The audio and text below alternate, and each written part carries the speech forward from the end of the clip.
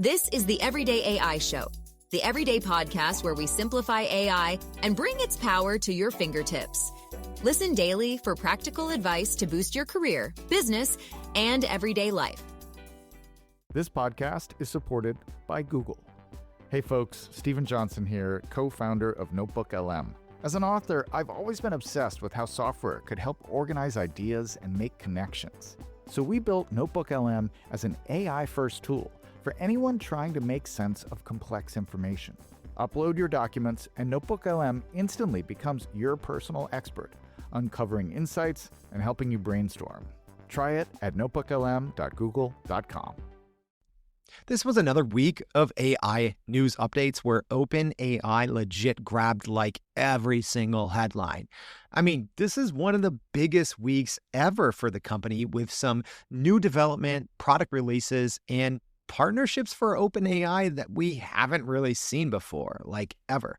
No exaggeration. Look, we had the viral hit that was Sora 2, hot off the presses partnership with AMD that could see OpenAI with a 10% stake in the company. And speaking of the company, OpenAI became the most valuable private company in the world. And they're set to release a visual agent builder in the next few hours. Don't worry, it's not just OpenAI. There's plenty of other AI news from the other big players like Anthropic, Meta, Google, and Microsoft. Sheesh, what a week in AI. Let's get into what actually matters. What's going on, y'all? My name's Jordan Wilson, and welcome to Everyday AI, your daily live stream, podcast, and free daily newsletter helping everyday business leaders like you and me not just keep up with what's happening in the world of AI, but how we can use all of this information to grow our companies and our careers. If that's what you're trying to do, it starts here with the unedited, unscripted live stream podcast. But if you want to take it to the next level, make sure to go to our website at youreverydayai.com. There you can sign up for our free daily newsletter. Each day we recap the highlights from the live stream podcast, as well as keeping you up to date with all of the other AI news. So speaking of AI news, this is our weekly Monday segment. So if you're brand new to the podcast, welcome. All right. We do this thing live, 7:30 a.m. Central Standard Time. And on Mondays, most Mondays at least, we recap all of the week's news. On Tuesday, bring you a hot take.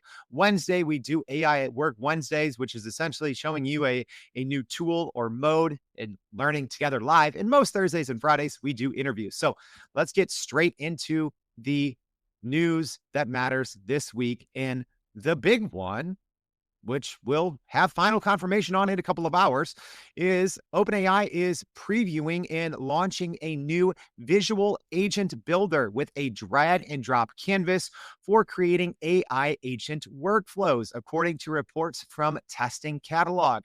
So this could put them into a little bit of competition with platforms like Zapier and their new agent builder. So we'll have this kind of in stone, or at least finalized, probably here in a couple of hours, as OpenAI is kicking off their Dev Day today at noon Central. So yeah, we record the live stream podcast at 7:30 a.m. So we should have final confirmation in a couple of hours, but it looks like all reports are showing that OpenAI is coming out with a legit game-changing release with the Visual Agent Builder.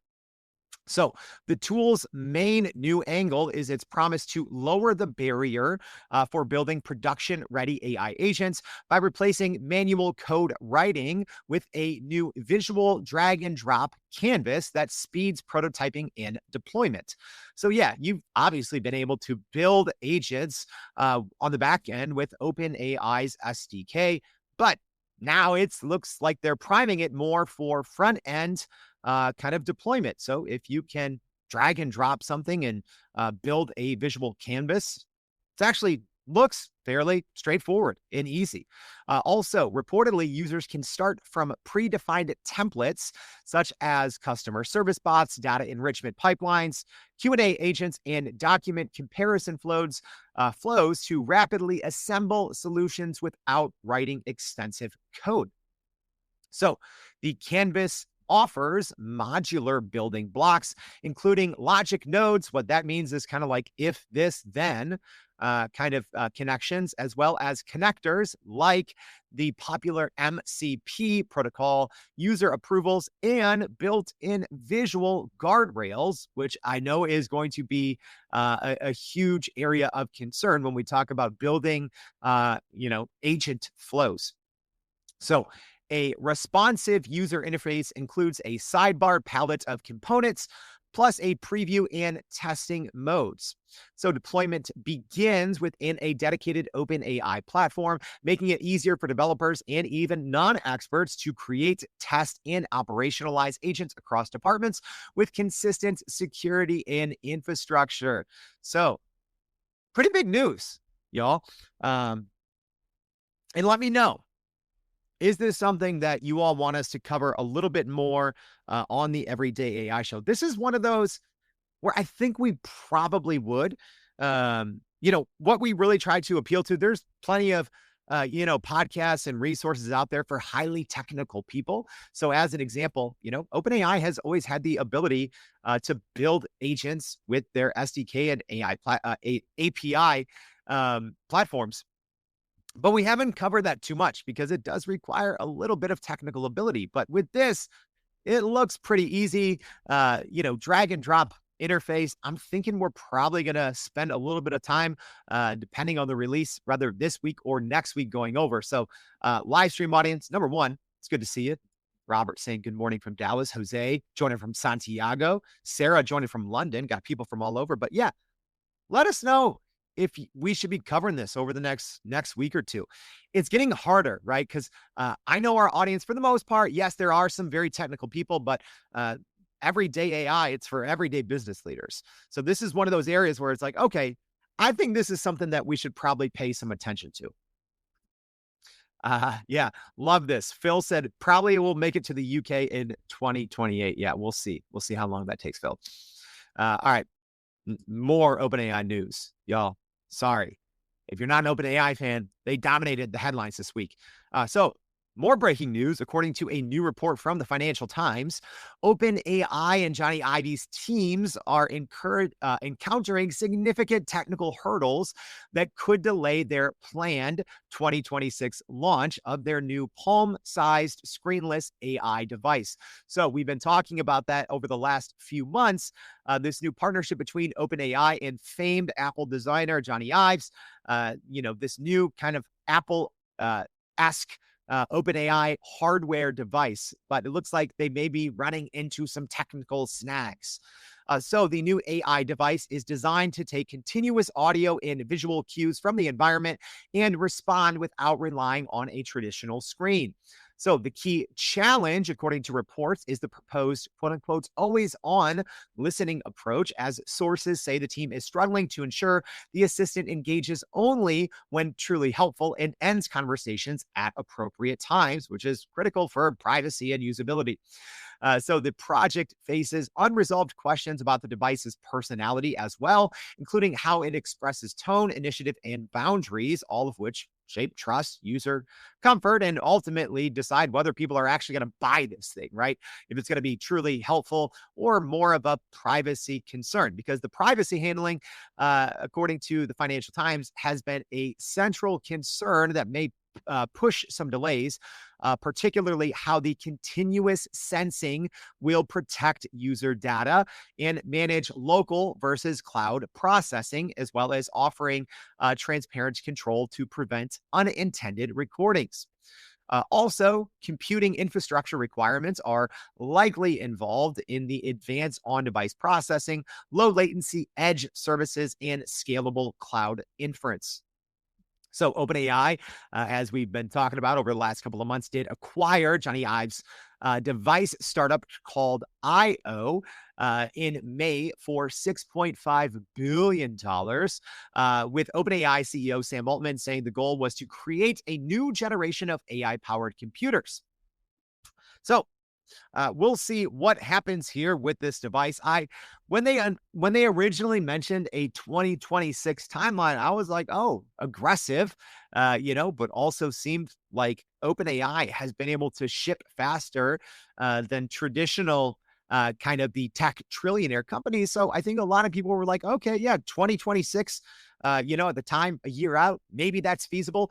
We saw that OpenAI, we reported a couple of weeks ago that OpenAI had essentially poached dozens of Apple hardware leaders, as well as had already established official partnerships with Apple's hardware suppliers as well, which made it seem like, okay, this could actually be, one of the fastest to production AI hardware projects ever. But now we are hearing some first reports of some potential delays.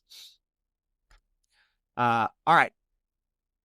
Next, which buried in all this OpenAI news, this actually might be one of the pieces of news I'm most personally excited about, because Perplexity has made its Comet AI browser free for all. Yeah, got buried in the news cycle, so I had to make sure to highlight this one. So Perplexity has officially opened access to its agentic AI browser called Comet for any member, even if you are a free Perplexity user, at no cost, removing the waitlist and invite codes as well. So you do have to have a little bit more of a powerful computer to use this. So it's currently available for desktop. So it's not yet available for mobile apps. So it's available on Windows 10 and 11 devices, as well as Mac OS if you have an Apple M1 or newer chip. So Comet's key feature is a built-in AI assistant that lets users ask questions, assign tasks, and interact directly in the browser without opening a separate chatbot tab or app. So the move positions Perplexity to capture probably a little bit more of search traffic, because what Comet also does, if you go into the URL or the address bar, if you type a query in there, well, it obviously opens up Perplexity instead of Google search. So they're really looking to cut into Google's browser share there, because right now Chrome currently commands nearly 72% of global browser market share, and Google pushed AI mode into its search experience as well. An important thing to know, if you're a big Chrome user or Chrome fan, Perplexity's Comet is going to seem like the same thing because it's built on top of Chromium. So you can actually sign in with your Chrome credentials and everything will be synced. So your bookmarks, extensions, etc. And that's the same thing for Microsoft's Edge browser as well. So it's also worth keeping an eye on if there's going to be any of the major agentic browsers that aren't built on top of Chromium. Because right now, the biggest ones are obviously Google Chrome, which we've covered over the past couple of weeks, has started to roll out some agentic features. Perplexity, probably technically the leader in this space with Comet, built on Chromium. Microsoft Edge, built on Chromium. And reportedly, OpenAI's browser as well, their new agentic browser, which maybe we'll hear word of on that in a couple of hours. Maybe we won't. But also reportedly built on top of Chromium. So even though some others are starting to claw back a little bit of share, ultimately Google still owns the browser market, even if it's through their open source Chromium. All right, next piece of AI news. How did this get buried in like our fourth biggest story? My gosh. So OpenAI is now the most valuable private company in the world. So, according to Bloomberg, OpenAI facilitated a $6.6 billion share of sales last week, held by current and former employees, pushing the company's valuation to $500 billion, the highest ever for a privately held company.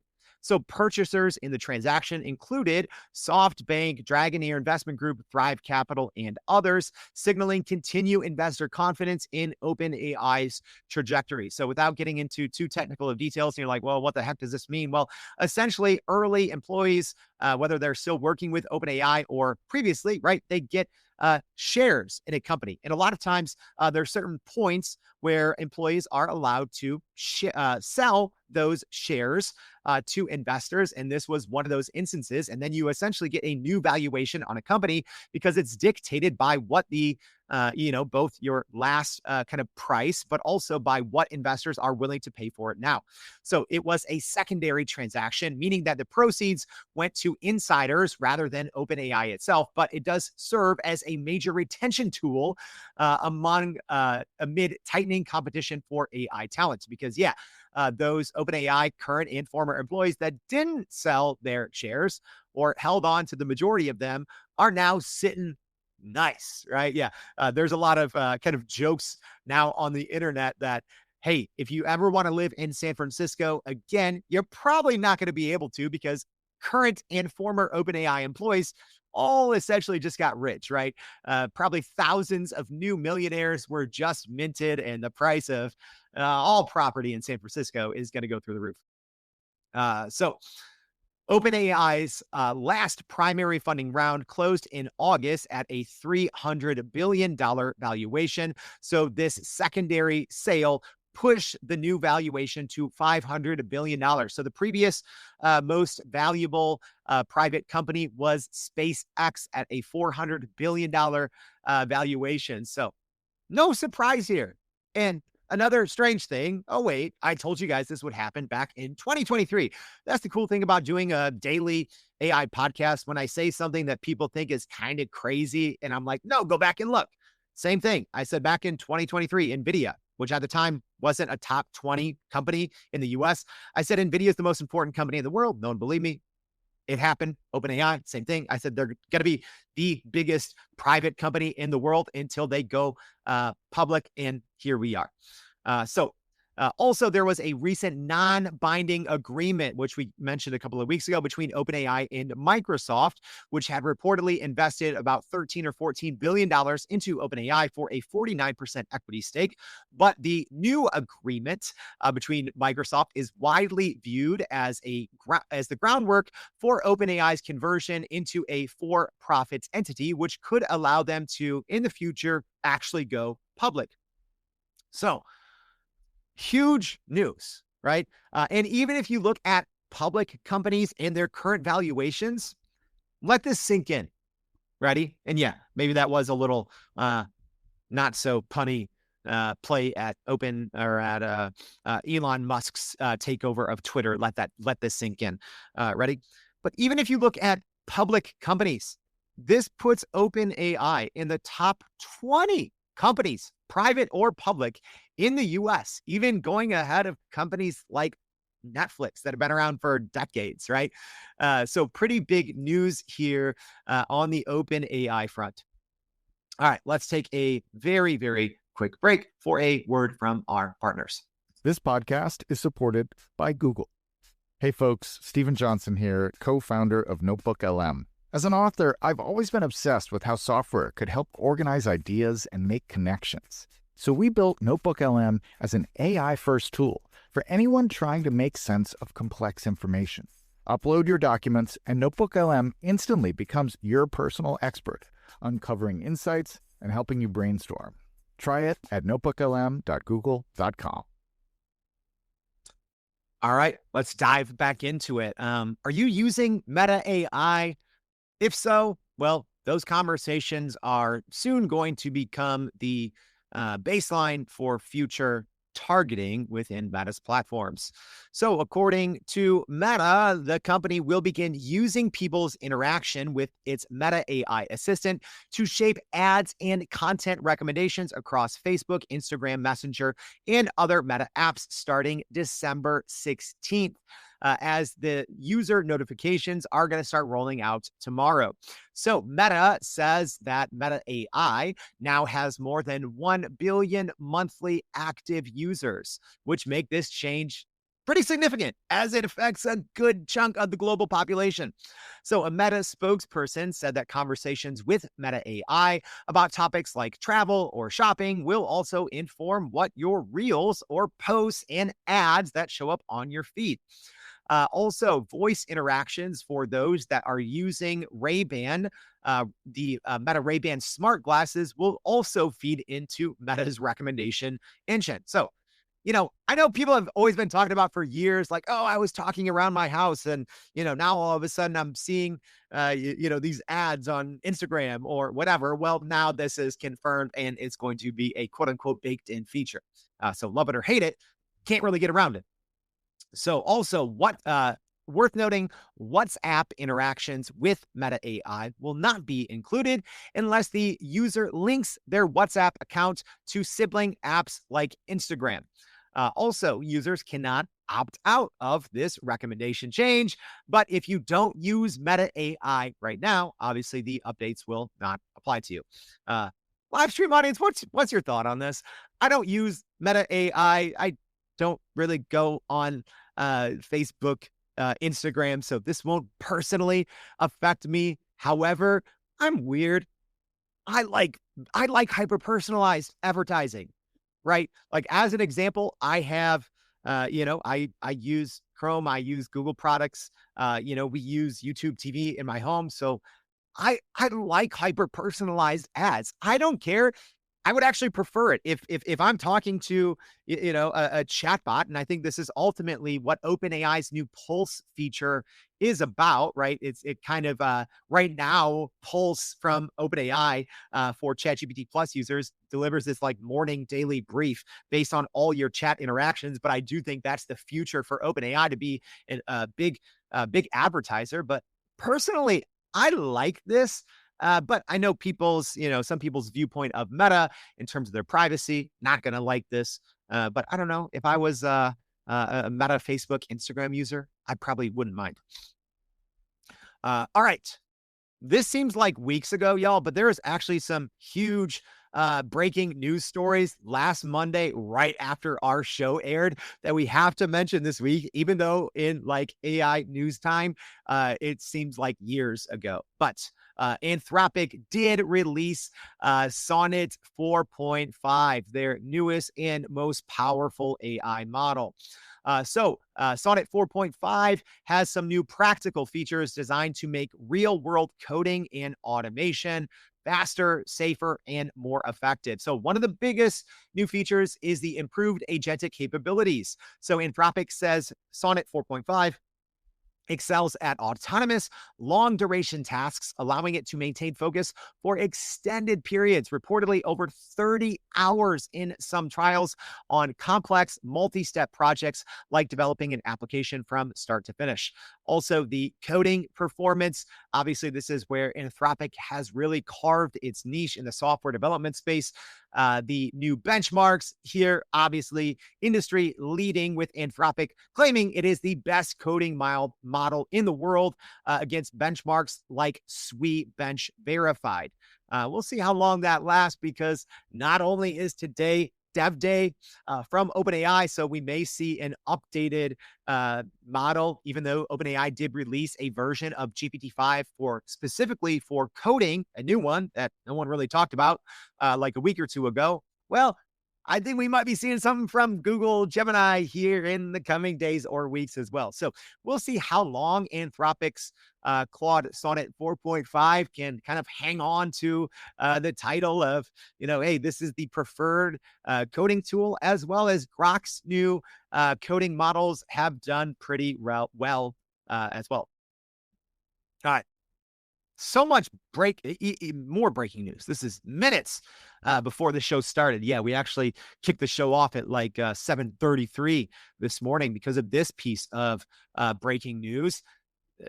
OpenAI there is some controversy with Sora too, which we're going to get to in a minute, but just a bunch of friggin' home runs from OpenAI. Here's another huge one, hot off the press.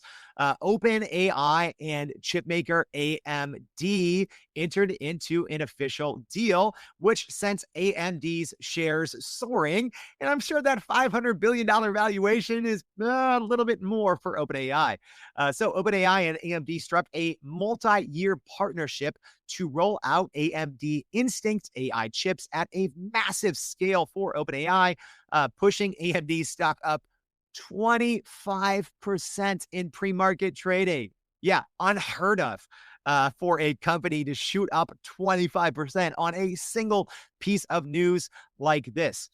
So here's how this partnership works. And well, ultimately, this is going to impact NVIDIA and maybe the rest of the AI landscape as well. So OpenAI will now be able to deploy 6 gigawatts of AMD GPUs over multiple years, starting with 1 gigawatt in the second half of 2026, the company said in a joint statement. So AMD granted OpenAI also the right to buy up to 160 million AMD shares if OpenAI hits deployment and stock price targets fully used that could give OpenAI about a 10% stake in AMD based on current shares outstanding. So, very interesting partnership here that gives OpenAI, now the most valuable private company in the world, a 10% stake in AMD, which has been one of the, a mainstay in public trading for a long time. This is kind of weird, right? Like if you would have told someone 5 years ago that, not saying AMD needs OpenAI, but you could make that case, right? AMD's stock shot 25%, and their stock has been struggling against their chief competitor, NVIDIA, over the last couple of years as NVIDIA has just become a rocket ship to the moon. AMD and Intel have struggled a little bit, but we just saw Intel actually enter into a strange-ish official partnership with the U.S. government, where the U.S. got a 10% stake in Intel, and now OpenAI, a private company, potentially getting up to a 10% stake in AMD. So some pretty big news here, and this is also a multi-billion-dollar agreement with some estimates placing the total revenue for AMD over the next several years in the tens of billions of dollars in terms of new revenue. So this makes AMD a core supplier to OpenAI for all their future projects and stands as one of the largest AI chip rollouts to date, aiming to ease supply constraints domestically and reduce reliance for OpenAI on a single vendor. The move also comes 2 weeks after OpenAI's separate $100 billion equity and supply agreement with NVIDIA, which set aside 10 gigawatts of capacity. And NVIDIA's, with this recent news with OpenAI and AMD, NVIDIA's shares fell about 1% in pre-market trading. So if you care about the stock market and AI and chips, keep an eye on AMD and NVIDIA over the next 48 hours to see how this shakes out. Jobs news that's going to be coming today. So in an exclusive report, Axios got a hold of a new Senate Democrat report that is going to be released that shows that AI could cut up to 100 million U.S. jobs.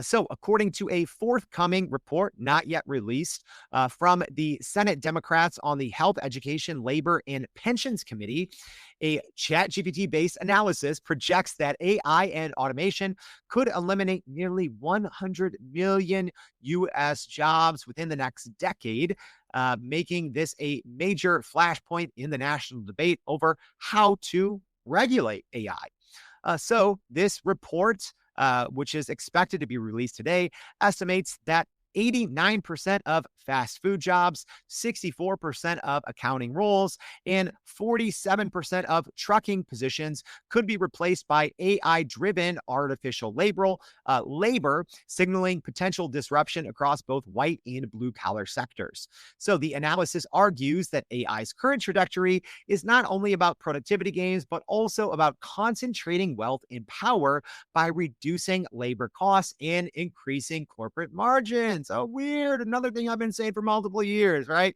Everyone's saying like, oh, AI is going to create, more jobs than it takes away. And I've been very honest with you guys from the start. I'm like, no, it won't. AI is definitely going to replace more jobs than it will create. And I do think this is going to be one of the first large scale studies that might actually show that.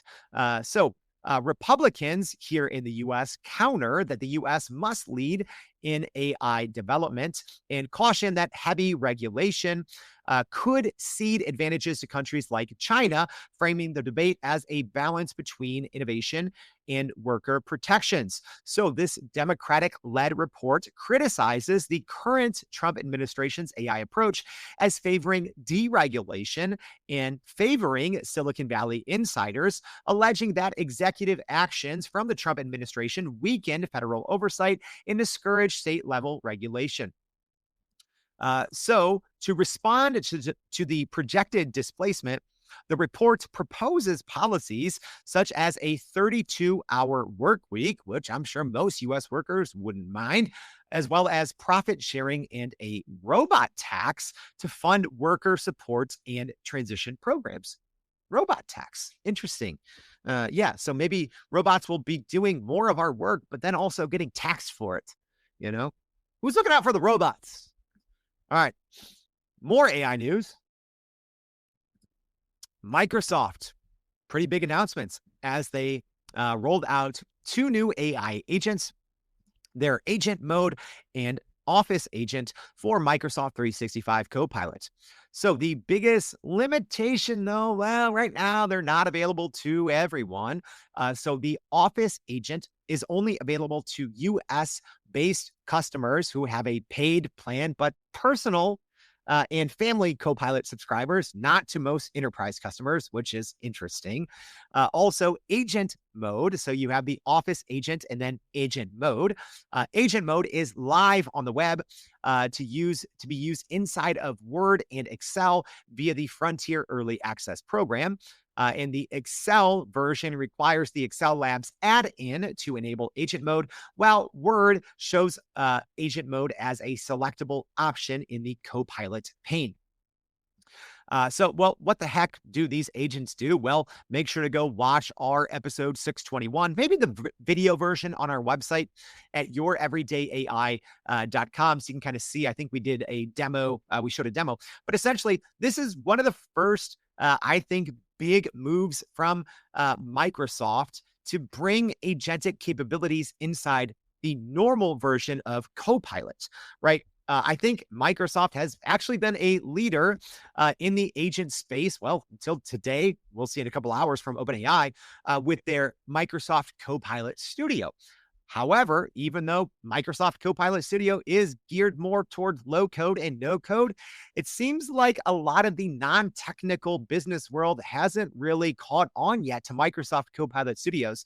So this is a big push from Microsoft to bring in agentic capabilities inside of the actual programs that people are using most. And one of the capabilities that I think most people are looking forward to is the Office Agent, which you use inside the Microsoft Copilot chat, and it can essentially just build PowerPoints, right? That's what everyone's waiting for. So we'll be keeping an eye on the rollout to see when this goes out to these 2 agents go out to enterprise customers. The other noteworthy thing is this is one of the first big public releases from Microsoft where they are offering and using a model that is not OpenAI.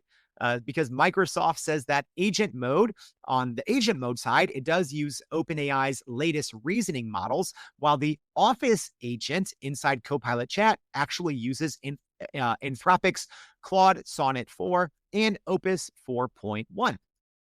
So pretty big news there from Microsoft, and I have been using Agent Mode inside of Microsoft Excel on the web. It was actually pretty impressive. I did briefly touch on this in episode 621. So if you want to know more, make sure to go check that one out. But actually, the Microsoft Copilot Agent Mode in Excel handled some things that I tried it inside Anthropic Claude. I tried it inside GPT-5. I tried it inside Gemini 2.5.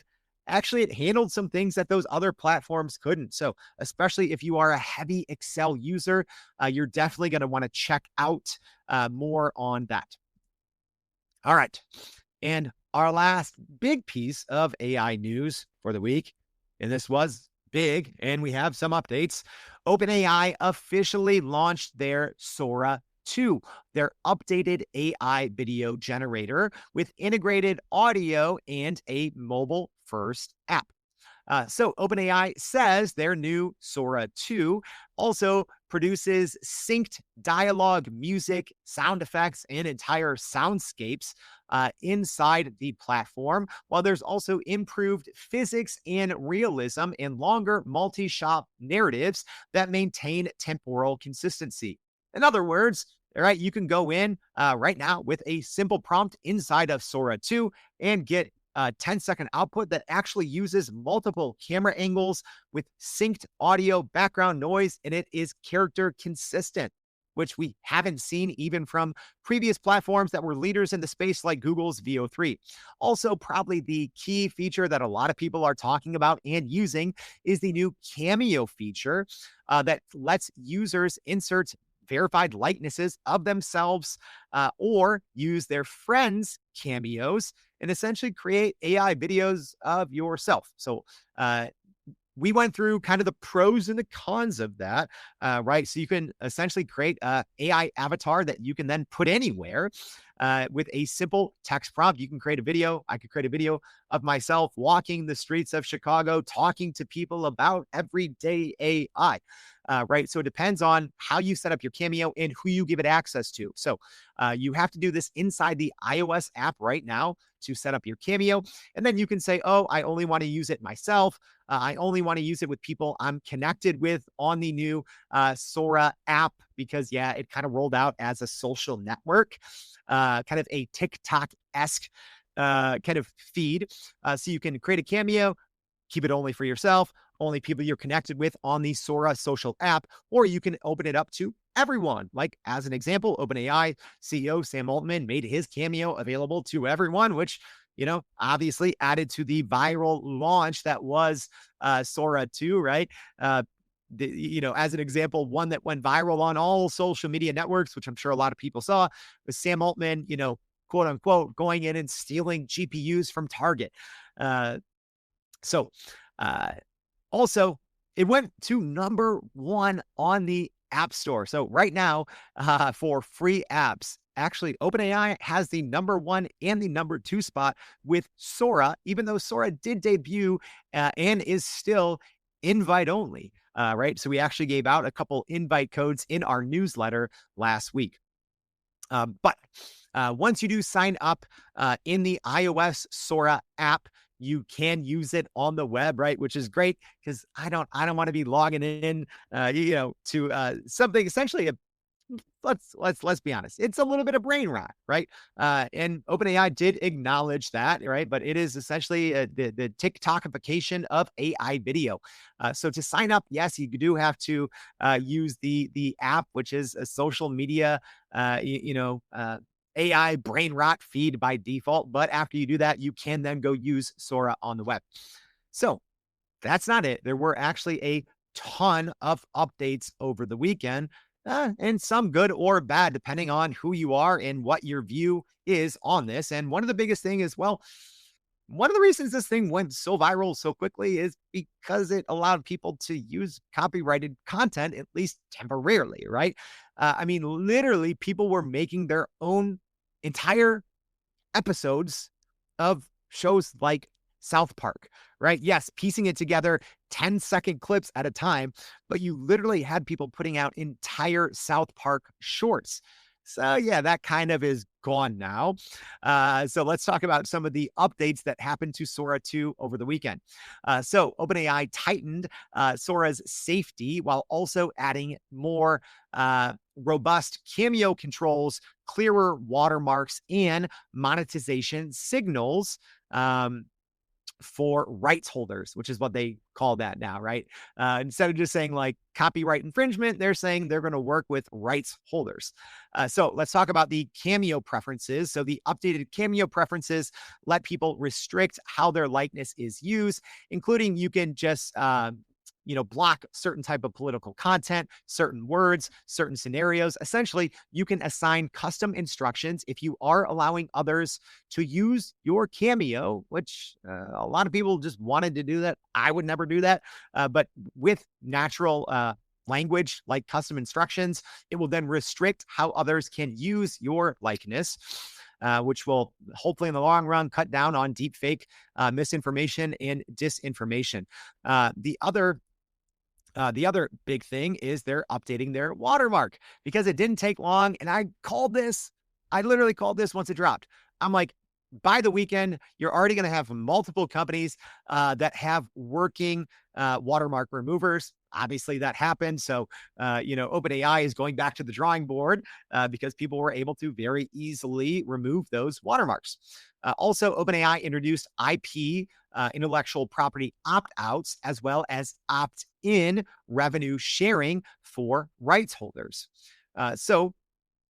There was also moderation filters that were tightened to better catch violence, racism, and copyrighted material, though community reports say that benign prompts are increasingly flagged and their creative flows are disruptive. Yeah, so essentially, all Twitter was over the weekend was users saying, that Sora 2 was nerfed because it refused now to generate any, material, right? Between all of the now tight copyright, restrictions and the new restrictions on things like violence, racism, essentially people who went absolutely wild, generating the most obscene and, copyright infringement short AI videos ever.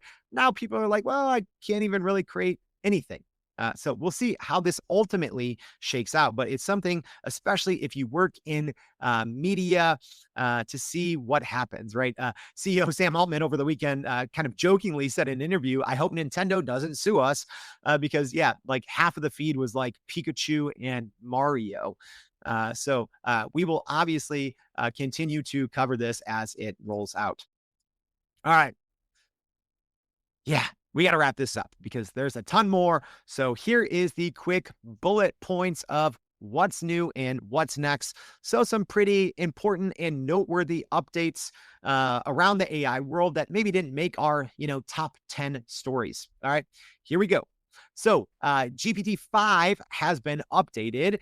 The GPT-5 instant model now better detects distress from users and guides to crisis resources. Reports from the information say that OpenAI is targeting 1 billion weekly active users by the end of the year, which is crazy. Google's Nano Banana went generally available and has new aspect ratios default in Google AI Studio. Great feature there. NotebookLM added the ability to customize response length and conversational style.